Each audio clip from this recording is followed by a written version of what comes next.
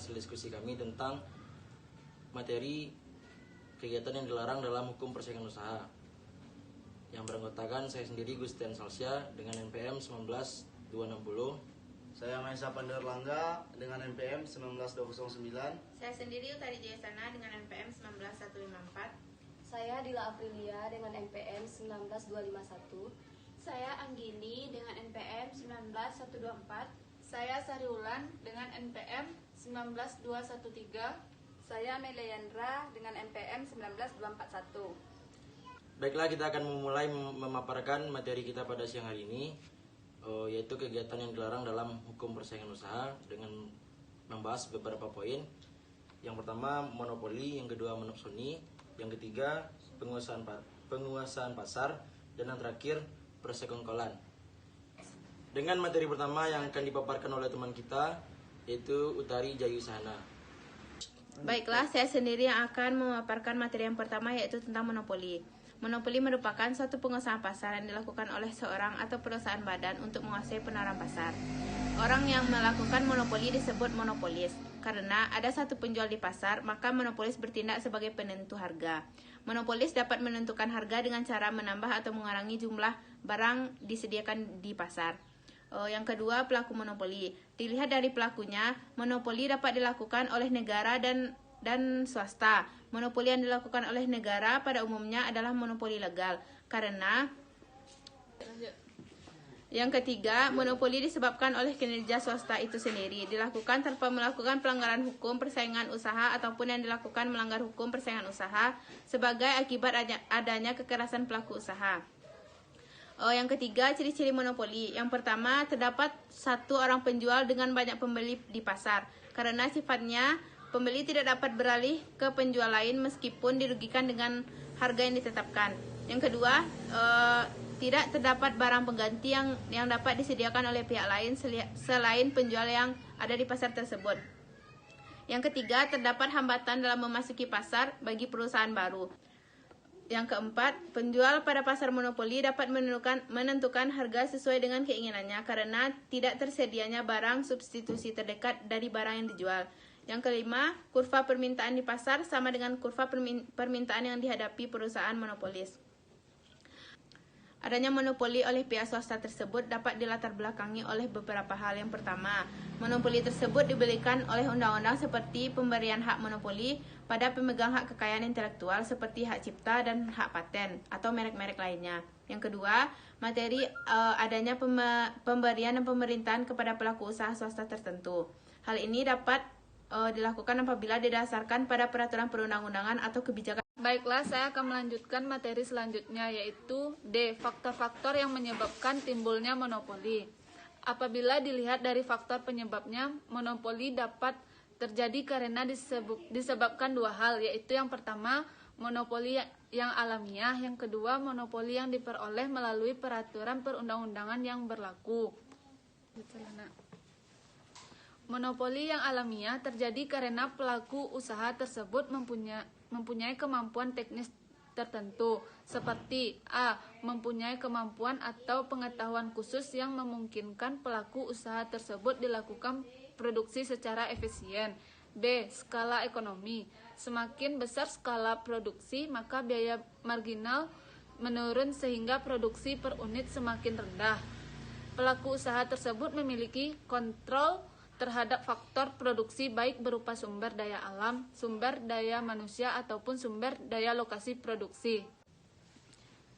E. Kelebihan monopoli. Ada beberapa kelebihan yang diperoleh dari monopoli. Di antaranya adalah sebagai berikut. Yang pertama, sifat barang yang tidak memiliki barang substitusi dekat membuat perusahaan monopolis tidak perlu mengeluarkan banyak uang untuk melakukan promosi dan iklan agar pembeli dapat membedakan produknya. Yang kedua, pada monopoli secara alamiah, tambahan penjual justru akan membuat produksi tidak dapat mencapai skala ekonomi, sehingga monopoli justru akan meningkatkan efisiensi dalam berproduksi. 3. Melindungi hak keyakinan individu sehingga semakin mendorong dilakukannya investasi. F. Kekurangan monopoli. Yang pertama, karena produsen dapat menetapkan harga dengan mengurangi atau meningkatkan jumlah produksi, dimungkinkan produksi tidak dilakukan secara optimum dan efisien. Yang kedua, pembeli tidak dapat berpindah ke penjual lain meskipun harga yang ditetapkan dirasa mahal. Yang ketiga, keuntungan terpusat di produsen karena konsumen tidak memiliki pilihan selain membeli dari produsen tersebut untuk memenuhi kebutuhannya. Yang keempat, monopoli berpotensi menghambat inovasi teknologi produksi. Dalam keadaan tidak ada pesaing, produsen cenderung tidak memiliki motivasi yang cukup besar mencari dan mengembangkan teknologi dan proses produksi baru. Akibatnya, inovasi teknologi dan proses akan mengalami stagnasi. Baiklah, saya akan melanjutkan materi selanjutnya mengenai monopsoni. Pengertian monopsoni. Monopsoni merupakan salah satu bentuk pasar yang di dalamnya terdapat satu konsumen atau biaya pelaku usaha yang menjadi pembeli tunggal dan menguasai pasar komoditas. Pasar monopsoni ini merupakan kebalikan dari pasar monopoli yang dikuasai oleh satu penjual besar. Pengertian lain dari pasar monopsoni adalah satu bentuk pasar yang di dalamnya hanya ada satu pembeli saja. Selanjutnya B, faktor-faktor terbentuknya pasar monopsoni. Adapun beberapa faktor yang membuat pasar monopsoni tersebut adalah sebagai berikut. 1. Tidak ada pembeli yang antusias pada pasar tersebut. 2. Lokasi produsen berada di tempat terpencil dan sulit dijangkau. 3. Biaya operasional tinggi. Selanjutnya C, ciri-ciri pasar monopsoni. 1. Hanya ada satu pembeli. 2. Harga ditentukan oleh pembeli. 3. Produk yang dijual berupa bahan mentah. 4. Pendapatan tidak merata. Selanjutnya D. Kelebihan pasar monopsoni. 1.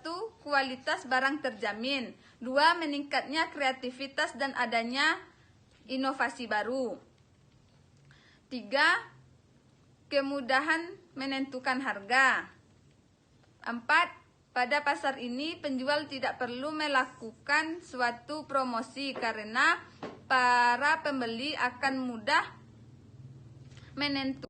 Baiklah, materi selanjutnya yaitu mengenai penguasaan pasar. Yang A, pengertian. Secara teoritis, penguasaan pasar oleh sebuah perusahaan atau kelompok perusahaan adalah perilaku monopsoni, yaitu tindakan atau upaya perusahaan atau kelompok perusahaan untuk mempertahankan atau meningkatkan posisi monopoli atau posisi dominan di suatu pasar yang bersangkutan. Yang B, kegiatan yang termasuk kategori penguasaan pasar.